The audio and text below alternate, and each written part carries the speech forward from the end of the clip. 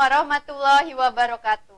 Selamat pagi anak-anak. Bagaimana kabarnya nih anak-anak semua di rumah? Semoga kita semua selalu dalam keadaan sehat walafiat. Nah, anak-anak, kembali lagi dalam program pembelajaran jarak jauh yang diselenggarakan oleh KKGO Kecamatan Kesambi. Jadi anak-anak, selama 1 semester ini kita akan melaksanakan pembelajaran daring. Kenapa daring? Karena masih dalam keadaan pandemi COVID-19. Nah, anak-anak di rumah jangan lupa ya menerapkan protokol kesehatan. Ada yang tahu apa saja protokol kesehatan? Yang pertama, memakai masker. Yang kedua, menjaga jarak. Yang ketiga, mencuci tangan. Yang keempat, ada yang tahu? Menghindari kerumunan. Dan yang kelima, yaitu menurunkan mobilitas. Jadi anak-anak jangan berpergian terlebih dahulu ya, apalagi ke tempat-tempat yang ramai. Kalaupun anak-anak harus berpergian, jangan lupa selalu memakai masker. Dan juga mencuci tangan setelah beraktivitas. Nah, anak-anak di rumah, sebelum belajar nih, jangan lupa menyiapkan buku dan alat tulisnya. Sehingga materi yang Ibu sampaikan bisa anak-anak catat semua. Nah, sebelumnya perkenalkan dulu. Nama Ibu Rizka Welis. Ibu bertugas di SDN Karya Mulia 2. Sebelum belajar, jangan lupa kita berdoa terlebih dahulu. Kita berdoa sama-sama di dalam hati ya, agar apa yang kita pelajari hari ini bisa bermanfaat untuk kedepannya. Berdoa dimulai.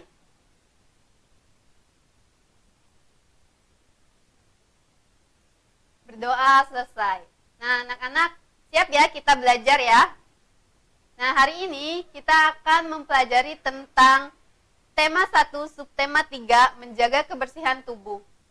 Nah, ada tujuannya nih, tujuan pembelajarannya yaitu siswa dapat menjelaskan dan cara menjaga kebersihan tubuh, lalu siswa dapat mempraktikkan atau menerapkan bagaimana cara menjaga kebersihan tubuh dalam kehidupan sehari-hari. Selanjutnya, mengapa kita harus menjaga kebersihan tubuh? Anak-anak ada yang tahu tidak? Kenapa ya kira-kira? Kenapa tubuh kita harus tetap bersih?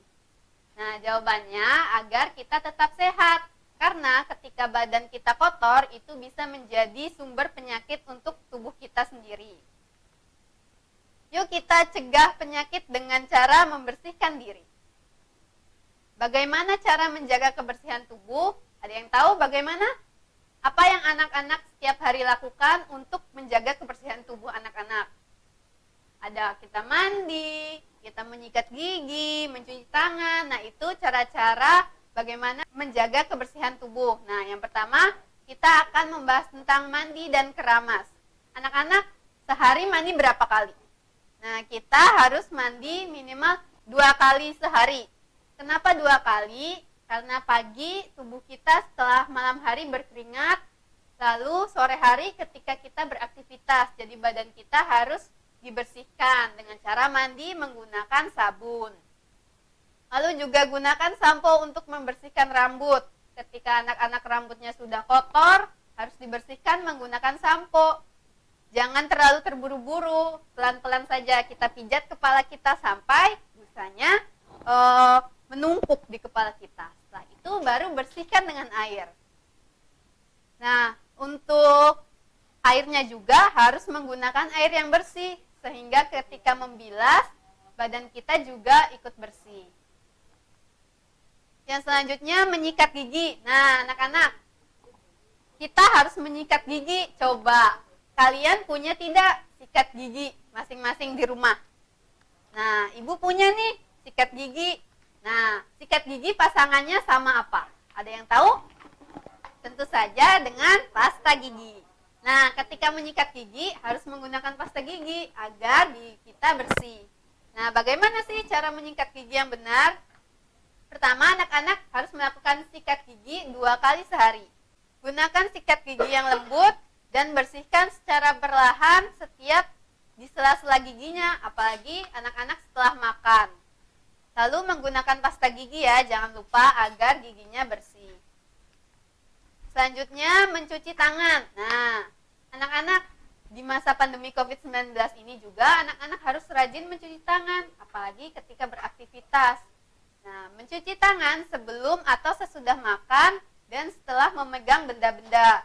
Benda-benda apa saja? Misalkan benda-benda yang kotor ataupun yang tidak, yang biasa disentuh oleh banyak orang juga kita harus mencuci tangan.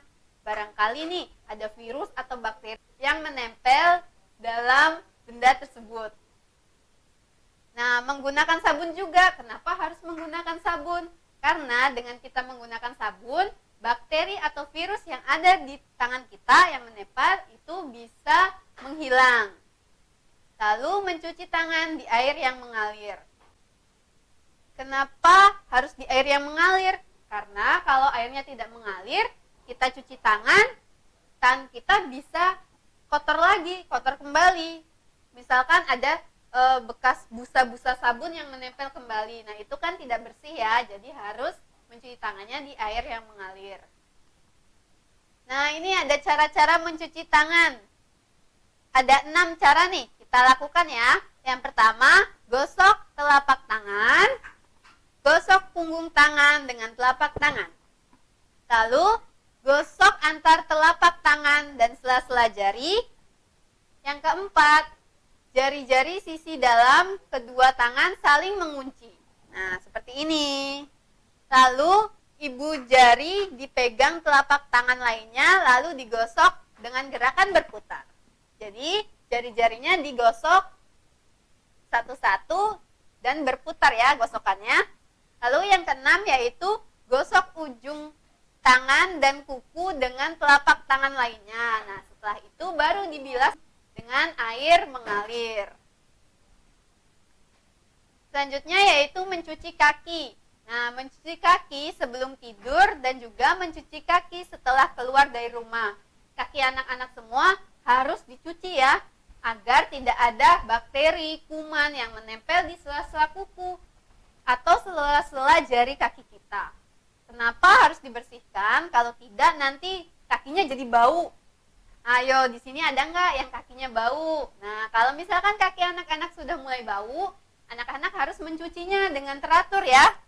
Jadi, mencuci kaki itu bermanfaat agar kaki kita bersih dan terhindar dari sarang penyakit atau sarang bakteri yang menyebabkan bau kaki ataupun penyakit kulit lainnya.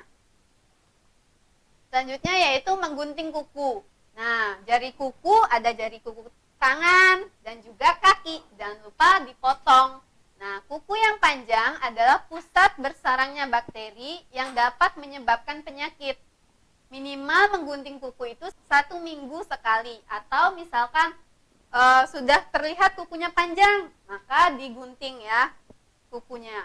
Jika anak-anak belum bisa menggunting kuku dengan baik, anak-anak bisa meminta tolong ayah, bunda, atau kakak untuk membantu anak-anak semua menggunting kuku. Selanjutnya, memakai pakaian yang bersih. Nah, anak-anak semua ketika ingin berpakaian, haruslah berpakaian yang bersih. Kenapa? Kalau pakaiannya bersih, nanti kulit kita juga enak. Kulit badan kita terasa enak, tapi ketika pakaian itu kotor, bau, ketika dipakai, bisa saja kulit kita merasa gatal-gatal. Nah, jangan sampai seperti itu ya. Oleh karenanya, kita harus mengenakan pakaian yang bersih. Setelah pakaian itu dipakai, jangan lupa anak-anak mencucinya. Misalkan anak-anak belum bisa nih mencuci baju sendiri, bisa kita membantu orang tua kita ketika mencuci baju. Misalkan membawa sabunnya ataupun yang lainnya. Lalu ketika dicuci, barulah dijemur agar kering bajunya, lalu disimpan di tempat yang rapi. Nah, itu adalah cara bagaimana kita menjaga kebersihan tubuh kita, terutama ketika berpakaian. Nah, anak-anak, kesimpulan pembelajaran hari ini, ada yang tahu nggak kita sudah belajar apa saja? Nah, kita harus menjaga kebersihan diri kita agar tubuh kita tetap bersih dan bisa terhindar dari penyakit. Jangan lupa untuk rutin membersihkan diri. Nah, bagaimana caranya? Yang pertama, mandi 2 kali sehari, keramas, menyikat gigi, mencuci tangan, mencuci kaki, menggunting kuku, dan memakai pakaian yang bersih. Nah, Ibu harap setelah anak-anak mempelajari materi pembelajaran kali ini, anak-anak bisa menerapkannya dalam kehidupan sehari-hari agar tercipta diri kita yang sehat. Nah, kita harus mampu menjaga diri ya, apalagi Apalagi nih anak-anak di masa pandemi seperti ini, jadi kita harus bisa menjaga diri, terutama kebersihan diri kita sendiri. Nah, pembelajaran kali ini sudah selesai nih. Sebelum Ibu menutup kegiatan pembelajaran kali ini, ada yang tahu jargon PJOK? Nah, anak-anak kelas 1 pasti masih asing ya dengan jargon PJOK.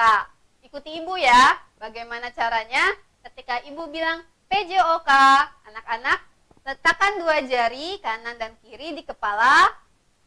PJOK, belajar, bergerak, cerdas. Nah, anak-anak semangat ya. PJOK, belajar, bergerak, cerdas. Sekali lagi ya, sama-sama. Suaranya yang keras ya. PJOK, belajar, bergerak, cerdas. Ya, anak-anak di rumah jangan lupa tetap menerapkan protokol kesehatan, menjaga kesehatan, jangan lupa juga untuk berolahraga.